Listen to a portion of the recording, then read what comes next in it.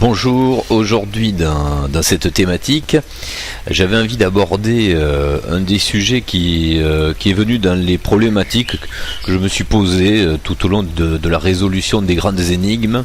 Alors dans les grandes énigmes, évidemment il y a la géopolitique, on met ça de côté assez rapidement parce qu'on comprend très vite. Il y a les religions, là c'est beaucoup plus long à comprendre parce qu'il y a des énigmes à résoudre et elles sont pas si simple que ça. Et puis il y a un élément qui est pas très connu, et c'est bien dommage d'ailleurs. Il s'agit de l'alchimie. Et dans l'alchimie, on retrouve aussi pas mal d'éléments pour comprendre le chemin d'épuration, on va dire, de sa pensée, de son être, pour rejoindre le soi, hein, si on peut donner des espèces d'étages de conscience quand on arrive au soi et qu'on a donc retrouvé en gros son libre arbitre, qu'on s'est déprogrammé de tous les conditionnements de son environnement extérieur. Eh bien on sait ce qu'on veut, on sait où on va.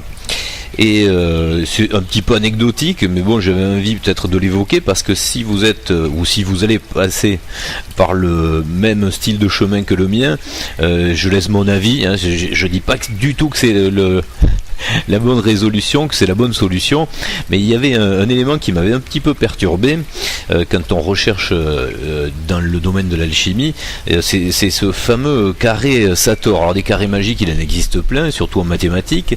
Ce sont des résolutions qui apportent, on va dire, pas mal de gymnastique cérébrale intéressante et de raisonnement aussi philosophique, mais ce carré magique avec des mots, il avait quelque chose de plus mystérieux encore. Donc ce carré Sator, si vous ne le connaissez pas, je vous donne un petit peu son articulation. Donc le principe des carrés magiques, c'est un effet miroir, ce sont des palindromes, hein, puisqu'on va inverser des mots, enfin c'est pas vraiment des palindromes. Le milieu du carré magique est un palindrome. Les deux autres mots articulés autour ne le sont pas, ce sont des miroirs qui donnent des sens de mots différents quand ils sont justement inversés. Alors je m'explique. Pour vous donner donc le carré Sator, ça nous donne un carré avec écrit donc Sator, S-A-T-O-R, et qui va se décliner en rotas sur sa partie de droite, hein, puisque Sator termine par un R. Donc vous avez rotas qui descend sur la droite, vous avez Sator qui descend sur la gauche, donc Sator vous le trouvez en haut en horizontal et en première colonne sur la gauche. Et de là vont s'articuler donc les mots suivants: Sator, Arepo, Tenet, Opéra, Rotas. Ah, ça ressemble à une formule magique en plus, hein, ça sonne bien. Et alors il y a toujours quelque chose à comprendre, bien sûr vous allez retrouver pas mal de littérature autour de ça. Et puis petit à petit, comme ce travail, on va dire, autour des énigmes se faisait en parallèle d'un travail sur soi pour essayer de s'éclaircir à travers des méditations, à travers le fait d'éclaircir justement on va dire les impuretés, les saletés qu'on a dans notre mental. Eh bien, j'ai trouvé un intérêt énorme dans ce carré magique, c'est de comprendre, et c'est pour ça que je vous le donne d'ailleurs comme vision de ce carré magique, c'est cette idée-là, c'est que ça m'a fait comprendre ce qu'est le un en tout et le tout en un. Donc essayez de l'écrire comme ça devant vous, ce carré magique, n'ayez pas peur, hein, vous n'allez pas vous transformer en grenouille, hein. Donc vous écrivez Sator, S-A-T-O-R, deuxième ligne Arepo, A-R-E-P-O, Tenet, T-E-N-E-T, Opéra, O-P-E-R-A, et dernière ligne Rotas, R-O-T-A-S. Donc vous apercevez que vous pouvez le lire horizontalement donc, et verticalement, donc dans tous les sens, de bas en haut, de haut en bas, de droite à gauche, de gauche à droite. Et vous remarquez aussi par là même que l'articulation centrale, c'est la croix du Tenet, qui elle est un palindrome. Voilà.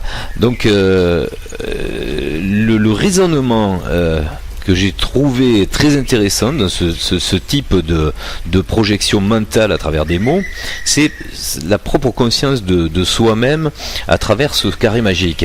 C'est-à-dire que quand on est en petite conscience, je sais plus quel était d'ailleurs, j'en profite pour citer ce grand philosophe dont j'ai oublié le nom, c'était un philosophe grec qui disait en gros, je me souviens pas du tout du nom, hein. C'est pas sérieux de ma part, mais bon, c'est pas grave.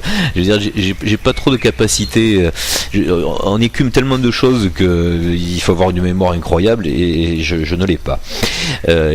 Donc ce grand philosophe disait que les petits esprits dans les discussions, on reconnaissait le taux, on va dire, de spiritualité ou d'élévation, on va dire, de conscience, parce que les petits esprits parlent de gens dans leurs discussions, les esprits un petit peu plus hauts parlent des événements, et les esprits plus élevés, donc les grands esprits, parlent des concepts et des idées. Et même on pourrait rajouter que les très très très grands esprits ne parlent plus, quoi. Et bien c'est un petit peu la même chose qu'on va retrouver dans ce carré magique, mais à travers, on va dire, son identité, son identification. C'est-à-dire que un petit esprit, c'est pas péjoratif, hein, je veux dire, c'est une petite conscience, hein, tout comme on peut apprendre à faire ses premiers pas quand on est bébé, ben, même en tant qu'adulte, on n'est pas tous au même niveau de recherche de conscience. Donc il n'y a rien de péjoratif et de négatif dans le fait de dire les petits esprits ou les petites consciences. Hein, les petits sont toujours appelés à grandir. Sinon c'est dommage. Donc dans ce carré magique, vous l'avez dessiné, vous l'avez écrit, vous allez prendre une lettre au hasard. Par exemple, vous, si vous appelez Alain ou Robert ou Thierry, je ne sais pas, vous allez choisir une lettre, parce qu'en général on s'identifie à un groupe en général. Et dans le carré Sator, je pense que c'est vraiment le bon moyen de prendre conscience de ce qu'est l'expansion de conscience et l'expansion de connaissance de soi dans le tout. C'est-à-dire qu'au départ, quand on a une petite conscience, on va tout simplement s'identifier à ce qu'on croit être, donc à quelque chose à minima, hein, de très restreint. Donc si vous êtes Oscar, vous croyez le haut, et donc le haut n'a pas conscience qu'il fait partie d'un mot dit d'une phrase. Donc le haut se restreint à croire qu'il est haut. Alors ça peut passer par une conscience juste ethnique, religieuse, donc de couleur de peau, ou d'équipe de foot, ou de nation. Vous voyez ce que je veux dire? C'est vraiment une identité restreinte. C'est-à-dire que la personne avec une conscience, on va dire, peu développée, va se caser elle-même dans un tiroir ou dans un dossier et en général donc va jouer ce fameux jeu de la dualité, hein, celui pour lequel on est venu, hein, ici, tester un petit peu cette matrice, donc où tout est en opposition en fait, hein, je veux dire les noirs contre les blancs, les rouges contre les verts, les religions aussi entre elles, les hommes contre les femmes, le végétal contre le minéral, le végétal contre l'animal, l'homme contre l'animal, etc. En fait, il n'y a que ça, hein, c'est de la dualité extrême. On est dans une guerre en fait totale dans cette matrice. C'est pour ça qu'il est temps de le comprendre pour en sortir. En fait, hein, c'est un petit peu là l'idée. Et ce carré magique, donc, vous fait un petit peu tenir, donc toucher du doigt ce que c'est l'ascension de conscience. C'est-à-dire qu'au départ, vous êtes restreint de par la matrice et son conditionnement à vous prendre pour une de ces lettres. Et après, vous montez en conscience et vous vous apercevez, donc au début vous êtes le haut, mettons vous êtes en contradiction, en opposition avec le R, le P, le A, le S, le E, etc. Et puis votre niveau de conscience augmente et ça y est, vous êtes le Sator. Parce que vous faites partie du haut, donc du Sator. Et là vous dites, ah ben oui, je suis plus que le haut, je suis aussi le Sator. Et ça c'est le niveau donc au-dessus où on va commencer un petit peu à ouvrir sa conscience et voir qu'on fait partie de plus d'un groupe, mais on va dire d'un élément encore plus important. Et la conscience grandissant, ensuite vous allez vous apercevoir que vous êtes plus que le haut, plus que le Sator, vous êtes le Sator, Arepo, Ténet, Opéra, Rotas. Et là quand vous touchez à ce niveau-là, vous n'êtes plus dans l'identification ni d'une lettre, ni d'un mot, mais d'une phrase. Et cette phrase, elle va vous ouvrir quelque chose d'énorme, c'est un principe. Elle vous ouvre, on va dire, la compréhension de ce qu'est la matrice. Donc c'est un super parallèle à comprendre. C'est-à-dire ce carré Sator vous donne exactement la même articulation de compréhension que vous devez avoir comme un parcours d'intelligence, on va dire, pour résoudre la matrice et pour comprendre ce qu'elle est. Tant que vous vous prendrez pour le A, le O, le R ou une lettre quelconque dans ce carré Sator, vous ne pourrez pas comprendre le principe du Sator, Arepo, Tenet, Opera, Rotas, qui est un principe à comprendre. On ne va pas rentrer dedans, là aussi je ne suis pas là pour vous donner toutes les solutions, hein, puisque c'est à chacun de chercher. Mais justement, ce principe est le principe de compréhension de la résolution, on va dire, de cette grande énigme, de ce pourquoi vous êtes venu ici. Voilà. Alors moi je me suis amusé après à essayer de décliner ce carré magique, et on peut le faire avec des éléments toujours très importants, de mots d'ailleurs mystiques. On a par exemple, on peut trouver le Satan, Anima, Tinit, Amina, Natas. Hein, ça marche aussi ça. Bon, alors, après il a moins de sens, hein, sur la mécanique qu'on retrouve dans le Sator, Arepo, Tenet, Opera, Rotas. Mais bon, c'est pour rire, hein, il faut faire des jeux, ça s'appelle des jeux d'esprit, donc c'est bien fait pour ouvrir l'esprit aussi. J'ai trouvé aussi Kabal, Amena, Bebeb, Anema, Labak. Ça veut dire de... Mais bon, c'est pas grave, hein, c'est juste pour rigoler, hein, pour vous donner quelques autres exemples. Et puis un autre aussi intéressant, il y a Tarot, Athéno, Révé, Oneta, Torah. Pas mal ça aussi, hein. Donc je le répète celui-là aussi. Tarot, Athéno, Révé, Oneta, Torah. Voilà, c'est encore un carré magique qui fonctionne très bien. Donc celui du Sator au milieu c'est Tenet, celui du Satan c'est Tinit, celui de Kabal c'est Bebeb, celui de Tarot c'est Révé. Voilà, il y en a plein comme ça, amusez-vous. Bon, essayez de pas trop perdre du temps non plus après à vous bloquer là-dessus, parce que c'est un petit peu le problème des kabbalistes et numérologues qui c'est vrai que c'est super intéressant, il faut aller étudier tout ça, mais faut pas non plus se bloquer là-dessus, parce que sinon après on peut avoir la dérive d'aller trop sur les arts divinatoires, et c'est plus... Enfin, chacun fait ce qu'il veut, hein. Je ne donne pas de leçons, mais c'est vrai qu'au moment charnière où on est en ce moment, je pense qu'il y a d'autres boulots à développer.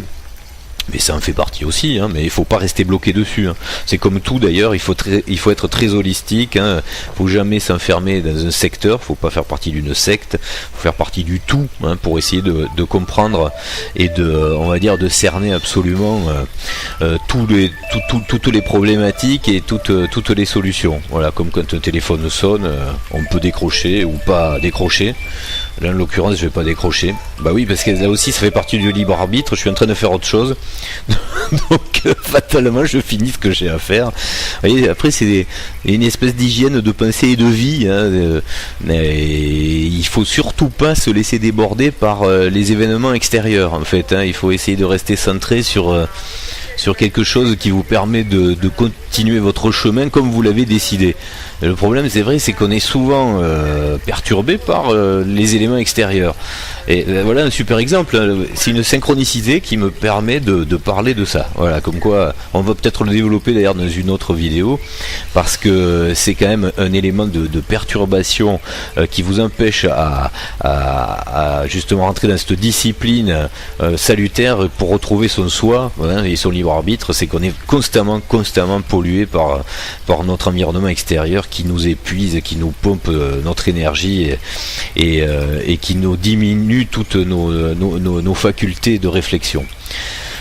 Voilà, ben c'était le carré Sator. Donc si ça peut vous aider à visualiser à travers cette mystique le fonctionnement de la matrice et ce que vous êtes dans la matrice, donc essayez de sortir de la lettre et devenez le principe, en passant donc par le mot, par la phrase et par la compréhension du principe. Voilà, bonne recherche à vous.